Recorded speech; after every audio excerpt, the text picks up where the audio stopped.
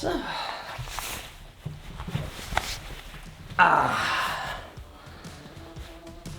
And light. And we are ready. So in today's video I am going to cover my top 5 mods for a cafe racer, flat track or whatever build you are in the beginning of. 5 different mods that will highly change the look or maybe the identity of the bike that you are building. Let's go.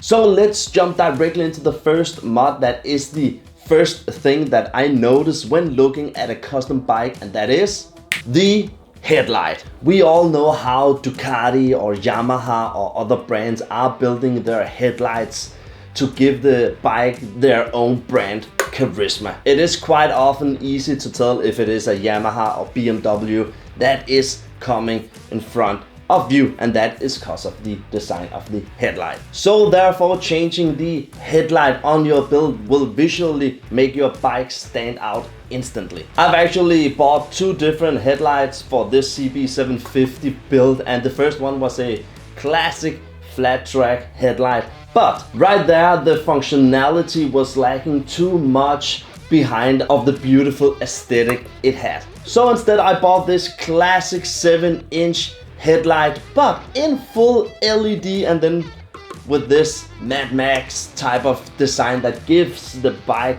some more edge. Next up is changing the handlebar, because changing the handlebar into some of these can actually have more than one benefit, because not only are you tapping into a specific genre of bikes, cafe racers with clip-ons or flat trackers with extremely wide handlebars, but you can also increase the bike ergonomics and make it fit more into your own personal preference. And changing a handlebar on your motorcycle should not only happen if you are building a custom bike, but you can also benefit from this tip on your day-to-day commuter. I have nearly almost on all of my previous bikes changed the handlebar to what I like the most. And when we are talking about handlebars, replacing old and worn out switches on the handlebar can give your bike a whole new futuristic or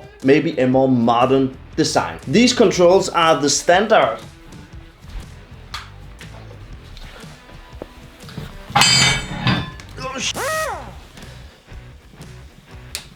controls on the Honda CB750. But instead of having these 2 big and worn out, as said before, controls, I have now bought this small, beautiful aesthetic control with smaller buttons. This switch is just a lot more smaller and more sleek to look at and will give the finished build a more wholesome look. The nice thing about building on older bikes is that inside of the controls there aren't rider modes or cruise control or things you can't replace. And when you also are capable of taking off the indicators, then you don't need as many buttons anymore. So the 4th mod that we are going to cover is about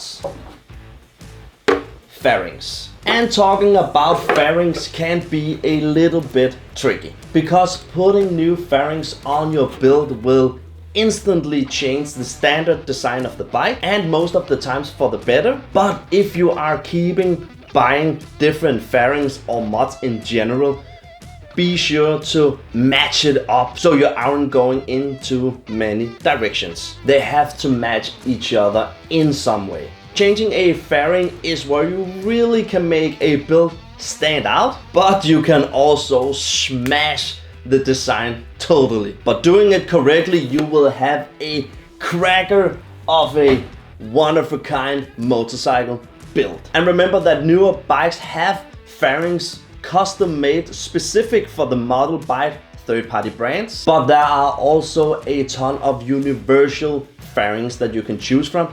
Just remember, when buying something that is universal means that there isn't a bike in the whole universe that it will fit on.